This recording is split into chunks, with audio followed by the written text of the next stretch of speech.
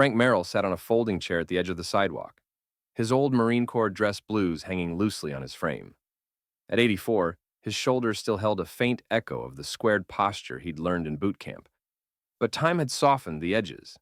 His hands, folded in his lap, bore the faint tremble of age, and a faded anchor tattoo peeked from beneath his cuff, the ink blurred like a memory half forgotten. The uniform was a relic, pulled from a cedar chest he hadn't opened in years. A volunteer had helped him into it that morning, her hands gentle but hurried, as she pinned a small veteran's badge to his chest. "You look sharp, Mr. Merrill," she'd said, and Frank had nodded, his lips twitching into a polite smile. He didn't tell her the jacket smelled of mothballs, or that the weight of it felt heavier than he remembered. The parade was a blur of motion and sound. A high school marching band blared "Sweet Caroline," the tuba slightly off-key. Fire trucks rolled by, sirens silent, but lights flashing. A group of Boy Scouts carried a banner that read, "Honor Our Heroes." Frank watched it all, his eyes distant, as if he were looking through the scene rather than at it. Every so often, someone would approach. A young mother with a toddler on her hip, a man in a VFW cap, a teenager snapping a selfie. "Thank you for your service," they'd say, the words quick and practiced, like a reflex. Frank would nod again, his smile steady, but never quite reaching his eyes. The teenager, a lanky kid with a phone and a backward baseball cap, grinned as he took the photo. "You're a legend, man," he said before disappearing into the crowd. The parade ended with a bugler playing taps, the notes hanging in the air like a held breath. The crowd stood still, hands over hearts, as the flag on the courthouse lawn snapped sharply in the wind. Frank's fingers tightened around the arms of his chair, his knuckles whitening. He didn't stand, not because he didn't want to, but because his knees wouldn't let him. No one noticed. The moment passed, and the crowd dispersed, leaving behind crumpled paper cups and the faint echo of applause. Frank returned to his trailer on the edge of town, a rusted single-wide perched on a plot of weedy grass. The volunteers had offered to drive him, but he'd waved them off, insisting on the walk. It was only a mile, and the exercise kept the stiffness at bay. Inside, the trailer was quiet, the kind of quiet that settled into the bones. The air smelled of old wood and liniment. A single photograph hung on the wall, Frank and his wife, Ellen, on their wedding day in 1966, her smile bright against the sepia fade of time. She'd been gone 5 years now, and the silence she'd left behind was louder than any parade. He hung the uniform back in the cedar chest, smoothing the fabric with care. The badge, a cheap thing with a plastic pin, sat on the kitchen counter.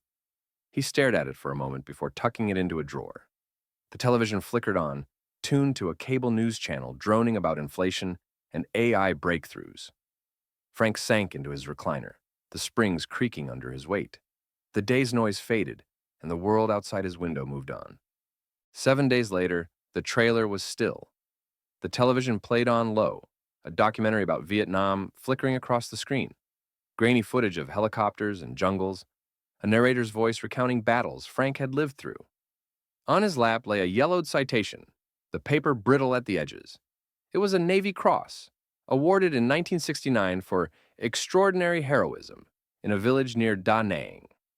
The words were formal, almost cold, but they carried the weight of a night he'd never spoken of.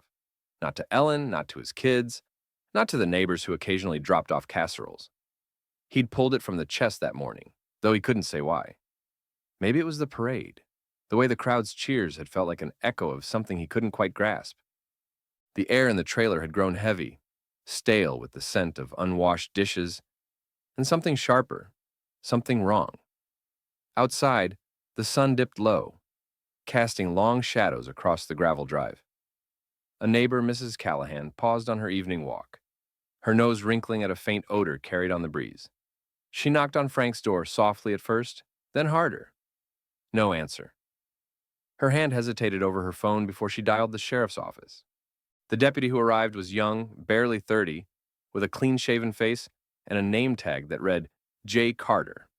He knocked again, called out, "Mr. Merrill?" The silence pressed back. Carter glanced at Mrs. Callahan, her arms crossed tightly, her eyes wide with worry. He tried the door. It was unlocked. Inside, they found Frank in his recliner, his head tilted back, eyes closed as if he were only sleeping. The television still murmured, the documentary looping to a segment about Kaisan. The citation lay across his lap, its edges curling inward. Carter's breath caught, not from the smell, but from the sight of the paper. The words Navy Cross, bold against the faded ink. He didn't touch it. He radioed for the coroner, his voice low, respectful. Mrs. Callahan stood in the doorway, her hand pressed to her mouth. He was at the parade, she whispered. Everyone was clapping for him.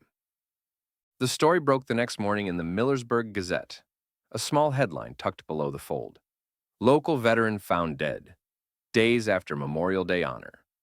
The reporter, a young woman fresh out of journalism school, had dug just deep enough to find the citation in the county records. Her article was short but sharp, detailing Frank's service in Vietnam, the Navy Cross, and the quiet life he'd led since. She quoted Mrs. Callahan, "He never talked about it, but you could see it in his eyes. He carried something heavy." By noon, the story had been picked up by a Cleveland news outlet, then shared across social media. The headline morphed as it spread, "Veteran dies alone after town's applause fades." On X, the posts multiplied, each one a spark in a growing fire. "This is America in 2025, one user wrote. We clap for veterans on Memorial Day, then forget them by Tuesday. Another posted, "I'm calling my grandpa tonight. He's a vet, and I don't want him to feel like this." A third, simpler, rawer, "Sorry, Frank. We didn't deserve you." The teenager from the parade, Ethan, saw the article on his phone while scrolling during lunch. His thumb froze over the screen, the selfie with Frank staring back at him. In the photo, Frank's smile was tight, his eyes looking somewhere beyond the camera. Ethan's chest tightened. He hadn't known Frank's name until now. He opened TikTok, his fingers moving before his brain caught up. He filmed himself in his bedroom, the parade selfie on his phone screen as he spoke. "I took this picture with Frank Merrill last week," he said, his voice cracking. "He was a hero, like a real one. Navy Cross, Vietnam, all that. And we just let him sit there alone after. I didn't even ask his name." He paused, swallowing hard. "We can't keep doing this.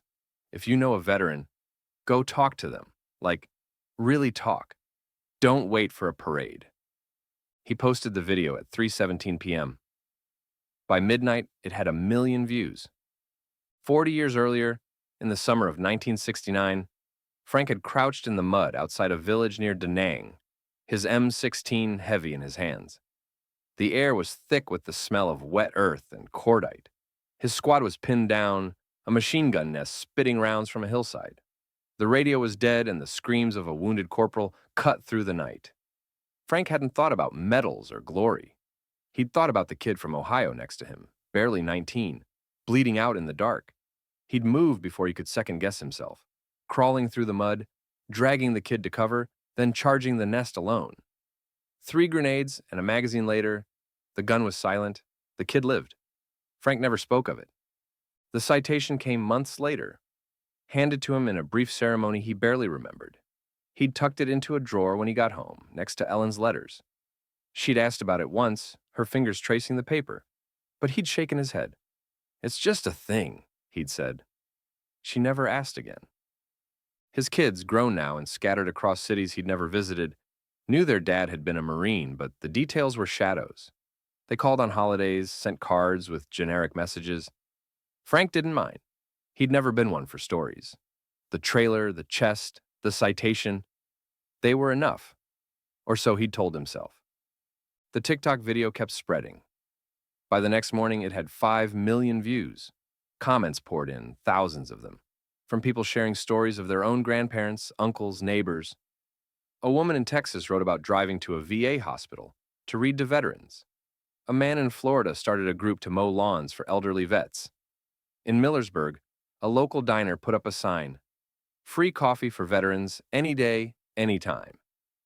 The owner, a gruff man who'd never served, said it was the least he could do. Ethan, overwhelmed by the response, went back to the trailer. It was empty now, the coroner long gone, but he stood in the gravel drive, staring at the faded curtains in the window. He didn't know what he was looking for. Forgiveness, maybe, or a way to make it right.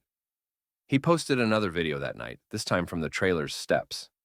"This is where Frank lived," he said, his voice steadier now. "He wasn't just a veteran. He was a person. And we're going to make sure nobody forgets that." The town council met that week, spurred by the article and the videos.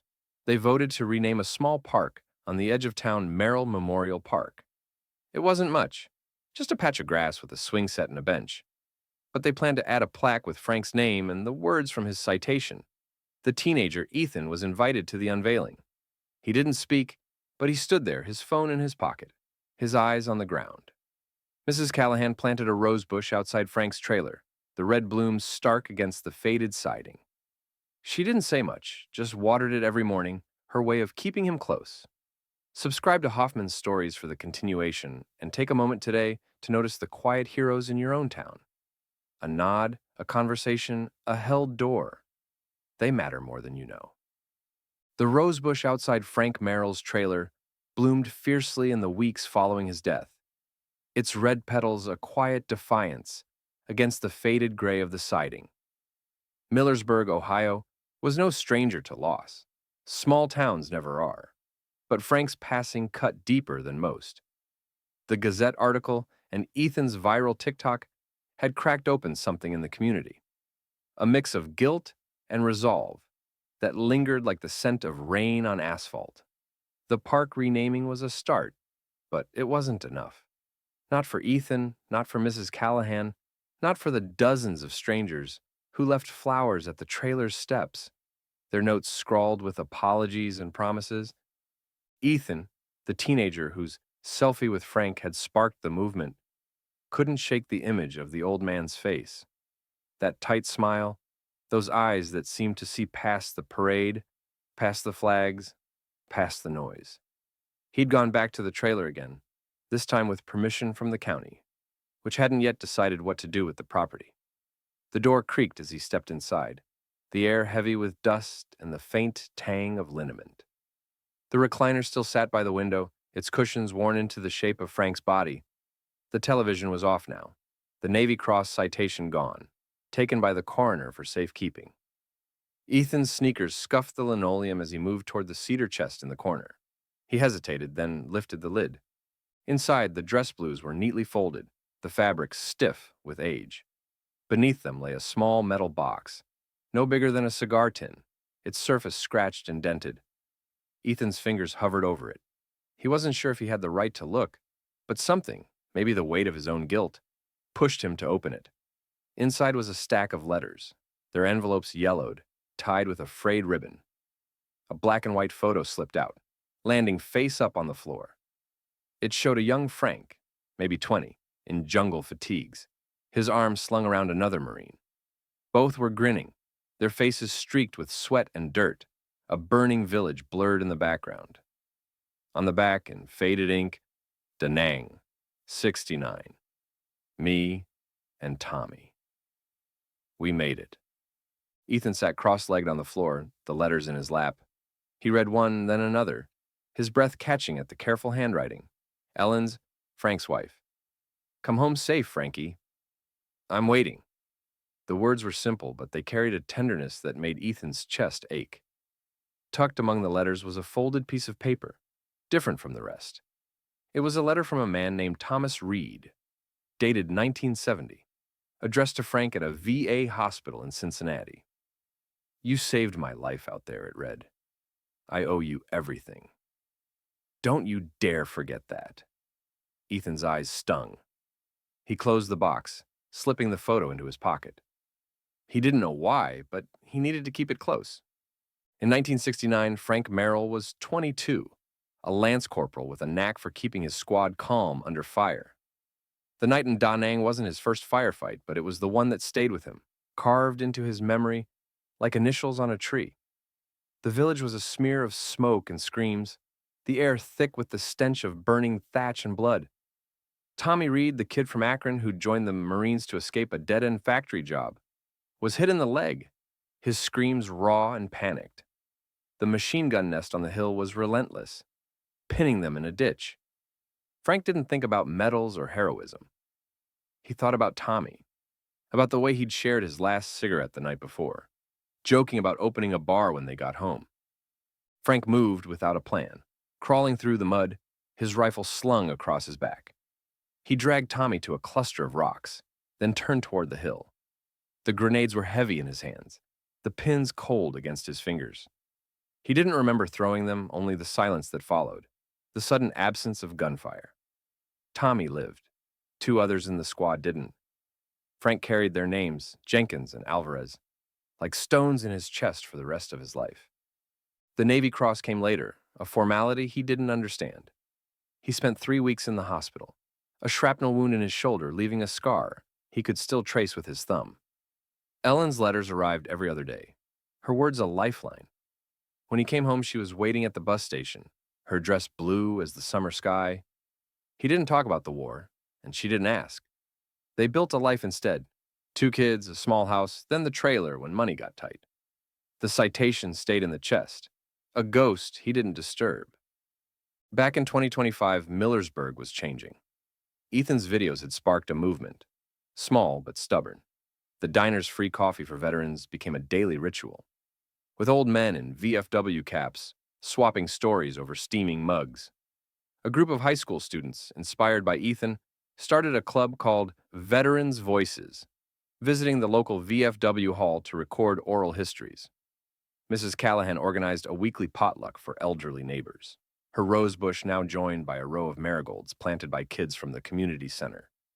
But the real shift came at the town council meeting a month after Frank's death. The room was packed, standing room only, with faces young and old. Ethan was there, the photo of Frank and Tommy tucked in his wallet. The council president, a retired pharmacist named Clara Hayes, called the meeting to order. The agenda was simple: what to do about Frank Merrill's legacy. Clara spoke first, her voice steady but heavy. We clapped for Frank at the parade. We pinned a badge on him and called it honor. But we didn't know him. Not really. She held up a copy of the Gazette article, its edges worn from being passed around. This isn't just about a park or a plaque. It's about making sure no one else slips through the cracks. A man in the back stood up, his VFW cap tilted slightly. I knew Frank, he said, his voice rough. Not well, but enough. He never talked about that medal, never wanted pity, but he deserved better than a trailer and a handshake once a year. The room murmured agreement, a low hum of shared shame. Ethan raised his hand, his heart pounding. Clara nodded at him. He stood, his voice shaky at first. I took a picture with him, he said, pulling out his phone to show the selfie. I called him a legend, but I didn't even ask his name. I found this in his trailer.